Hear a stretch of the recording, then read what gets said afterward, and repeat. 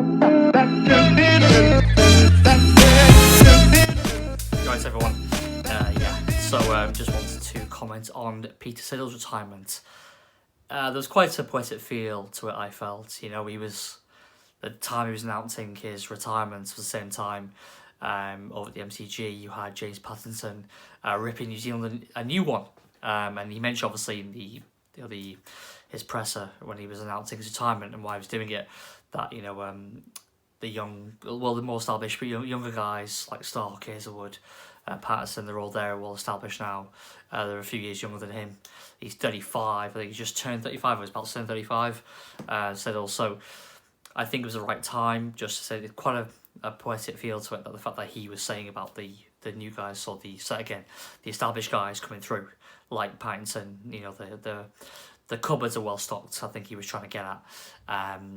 And as he's doing that, Patterson's doing so well against New Zealand. So yeah, I think it's the right time. I mean, you mentioned before about he was kind of thinking about doing it after the England series. He played the first Test match, did very well, and he was probably thinking about calling it quits after then. What do I think? I think that is for the right time. I do think that Australia are not really going to feel it very much at all. I think with Mike Ness coming through, Jai Richardson, Billy Stanley playing more ODI, but maybe we'll get a chance at the Red Bull.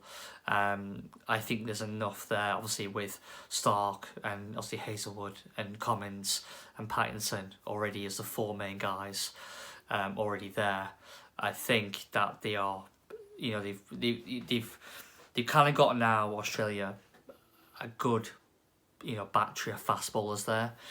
I think back previously with like people like Menny and Peter George and Jackson Bird. Jackson Bird, to be fair, has been given more of a try. But the guys I mentioned before and Chad Sayers, these people, they've tried a lot of different players when they're going through kind of a transitional stage, the last kind of 6-7 years. But I think, I think now they have, you could argue the best quartet of fast bowlers out there at the moment, with Stark, Cummins, Hazelwood and Patterson coming in now. I think Mike Ness will have to wait and see if he's up to standard. But what's Peter Siddle meant to Australian cricket? I mean, he's been, this phrase, stalwart, gets banded around a lot, but I really think that's quite a fitting description of Peter Siddle.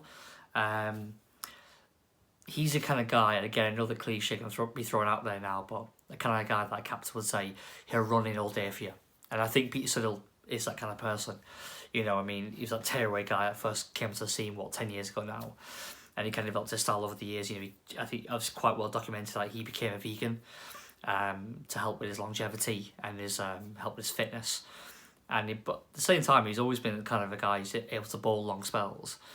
And he's kind of, obviously slow up a little bit, which is what happens, obviously, fast bowlers, they do generally, unless you're, a real tearaway fast bowler and you rely on speed to get, to do well, perform well.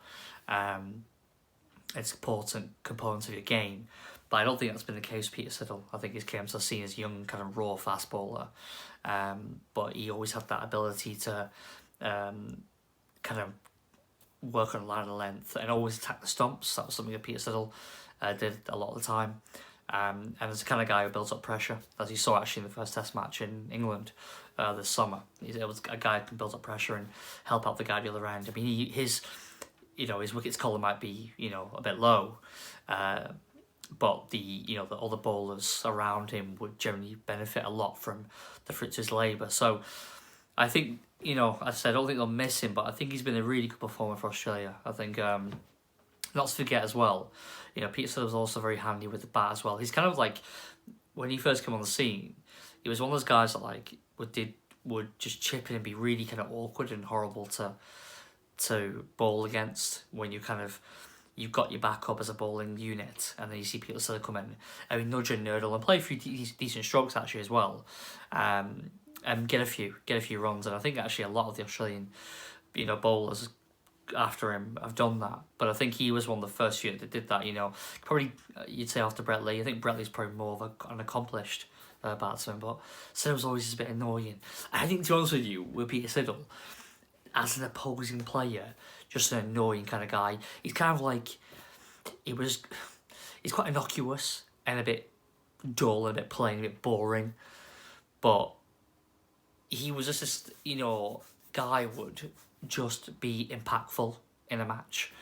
And then I think his stats speak for themselves. I think he took like 230 odd wickets in 67 test matches, and I think at a decent averaging around 31. So the stats speak for itself. I mean, he's nothing incredible, nothing. He's should be proud of his stats. He's had a very good and fruitful test career, but I think his stats can represent who he is. He's someone who wasn't really the outstanding talent in any team that he played under. Any kind of part of any bowling unit that he was part of. He was never the outstanding bowler, but he was never a guy to let the team down.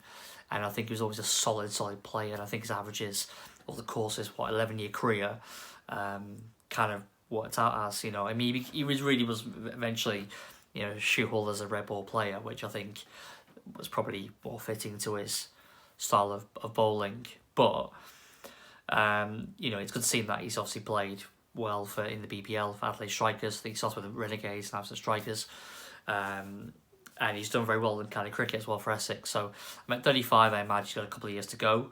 But I have to say, even though as an English fan, I have to say I wish him well. I think he's a decent guy from what I've seen, what I've heard from him, because he was, typical kind of Australian were, aggressive on the field. I remember like took a hat-trick against England in 13-14 series, Australia, even getting out Peterson so many times in that series. Sorry, the 10-11 series, wasn't it? He got the hat-trick. It was 10-11 series, but he got the he had Peterson under his thumb in 13-14, but he was so fiery, after taking those wickets. But when you hear him speak in interviews and whatnot, and when you hear people speaking about him, it's always really glowing. No one really has a bad word to say about him. So, I think he just he'll be missed as a player for Australia. I think the timing's right. I think 35, he's right to go. I don't think that'll say he's welcome. I think it might have been the right thing to do to, kind of to move on, should I say, pass the torch after the England series. But I guess you want to see just what happened with the Test series, Pakistan and now New Zealand, see if they needed him, which they obviously don't, because he obviously smashed Pakistan. They've smashed New Zealand as well in the second Test here. They've got a third Test coming up in Sydney, so we'll see how it goes. But I've got no doubt that Australia will win that Test as well and have a clean sweep for the summer. So yeah, all the best to Peter Siddle in the rest of his career. I think he's probably got another 2-3 good years left in him.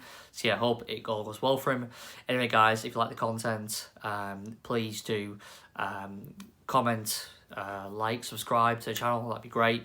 I really would like some comments from people out there. I mean, especially any Australians who are there and have followed Peter Siddle's career, and maybe you completely disagree with what I've said and got a different point of view. Don't mind at all, just would love to hear from you guys. Yeah, leave your comments below. And yeah, I hope to catch you all soon. Cheers.